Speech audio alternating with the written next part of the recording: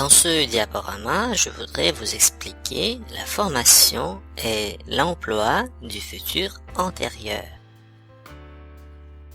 Le futur antérieur est un temps verbal qui sert principalement à exprimer une action future qui se passe avant une autre action future.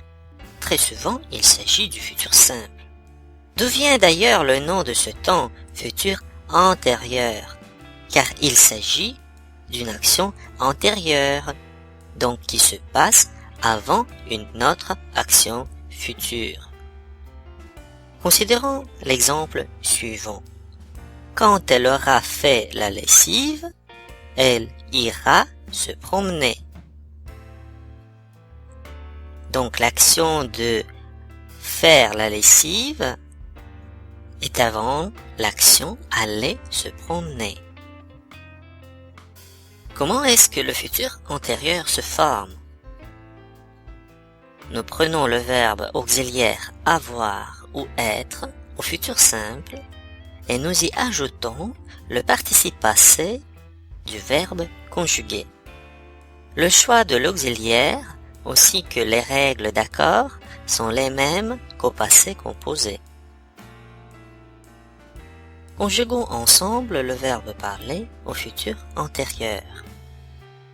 J'aurai parlé, tu auras parlé, il, elle, on aura parlé, nous aurons parlé, vous aurez parlé, ils, elles auront parlé. Et maintenant, conjuguons le verbe aller. Je serai allé, tu seras allé, il, on sera allé, elle sera allée, nous serons allés, vous serez allés, ils seront allés, elles seront allées. Quand l'auxiliaire est le verbe être, n'oubliez pas de faire les accords.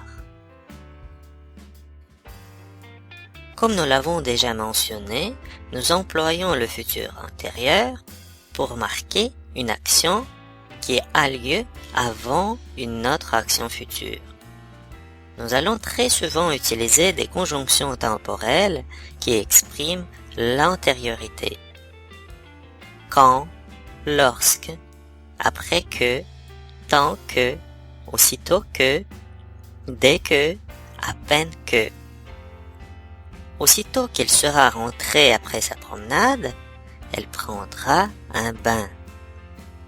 D'abord, elle rentre et ensuite, elle prend son bain. L'action de rentrer se passe avant l'action de prendre. C'est pour cette raison que nous employons le futur antérieur. Elle sera rentrée. Le futur antérieur peut aussi indiquer l'accomplissement de l'action vers un certain moment du temps. Il y a généralement un marqueur de temps qui indique ce moment. J'aurai fini ma rédaction avant minuit. Dans cette phrase, nous avons un marqueur de temps, avant minuit. Nous insistons sur le résultat de l'action vers ce temps. C'est pour cette raison que nous employons le futur intérieur. J'aurai fini. Considérons encore un exemple. Il aura bientôt corrigé ce défaut. Encore une fois, nous avons un marqueur bientôt et en utilisant le futur antérieur, nous soulignons le résultat du verbe corriger. Il aura bientôt corrigé ce défaut. Le futur antérieur peut aussi avoir un sens modal. Dans ce cas, il s'emploie à la place de passé composé pour exprimer un fait passé et exprime une supposition, une probabilité. Je ne trouve pas ma valise, je l'aurais perdue. Je ne suis pas sûr et je suppose le fait d'avoir perdu ma valise.